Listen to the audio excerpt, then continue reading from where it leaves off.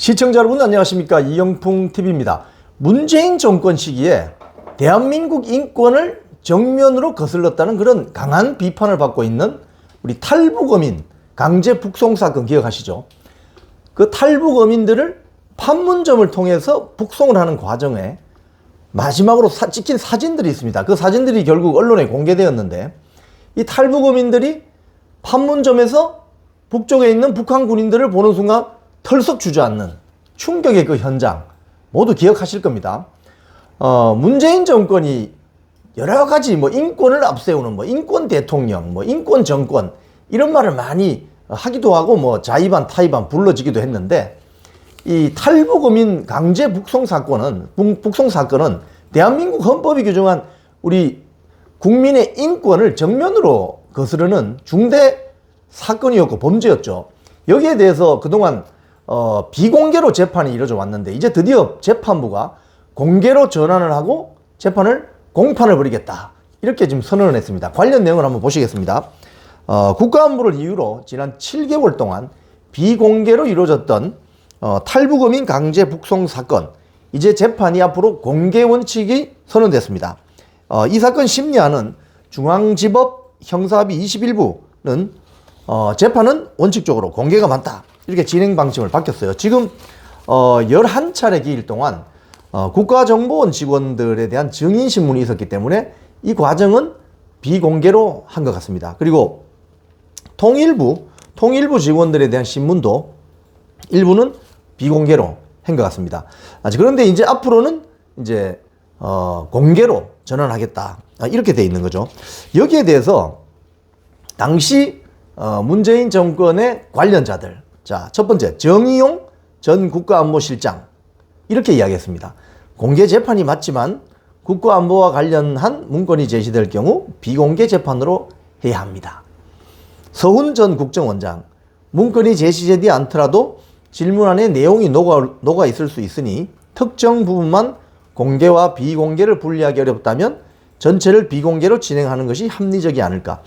이 문재인 정권 때 이 청와대나 국정원 안보 라인의 이 수장들은 다 이렇게 비공개했으면 좋겠다, 이렇게 지금 이야기하고 있군요.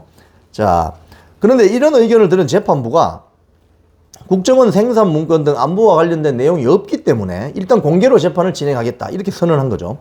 재판부는 기일별 사안별로 공개 여부를 결정해야 할 것이다. 그래서 이날 재판에서는 A모 씨와 서호 전 통일부 장관의 증인신문이 예정돼 있고, 그런데 이 서호 전 통일부 장관은 사유서를 내고 불출석했다고 합니다. 이 사건은 여러분 다 아시겠지만 이 사건은 정의용 전 안보실장, 국가안보실장, 서훈 전 국정원장, 노영민 전 대통령 비서실장, 김현철 전 통일부 장관, 이런 4인 등 문재인 정부 안보 라인 핵심 인사들이 2019년에 11월 탈북어민들이 그 목선을 타고 우리 쪽으로 왔죠. 그래서 이 과정에 이 사람들이 단순 귀향인지 또는 스파이일 수도 있고 왜 왔는지 신문을 하는 과정에서 이 어민들을 북한으로 돌려보내는 결정을 하면서 위법 행위를 했다, 이게 골자입니다.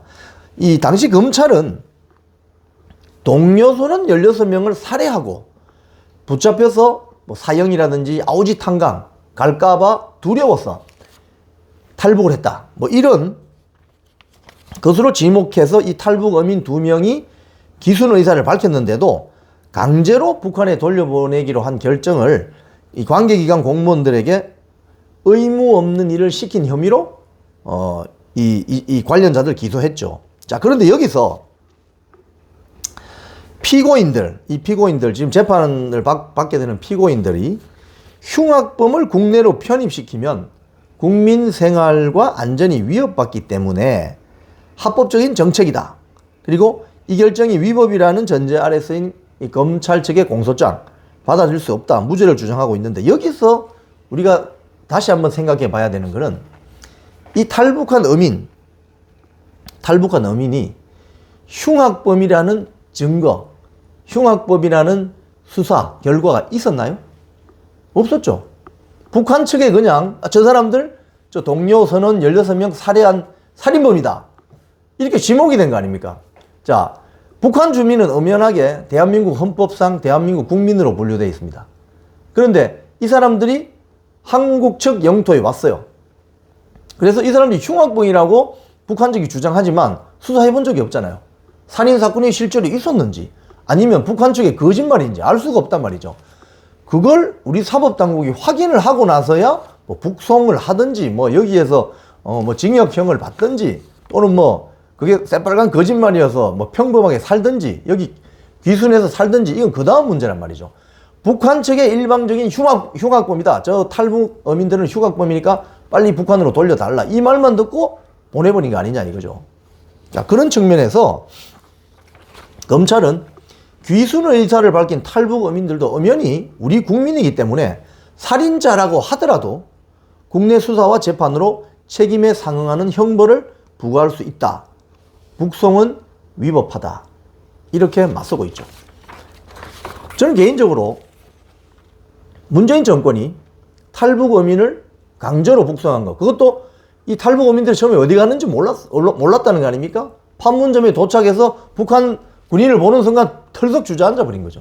그리고 한국 이 판문점 남쪽 우리 대한민국 영토에서는 뭐 안 가려고 이렇게 발버둥 치다가 그 MDL이라고 하죠. 군사 분계선을 딱 넘는 순간 모든 걸 포기하고 북한 군인에게 딱 잡혀가는 그 모습을 봤을 때 정말 문재인 전 대통령의 문재인 청와대는 정말 대한민국 헌법이 규정하고 있는 인권을 거스르는 정권이었다.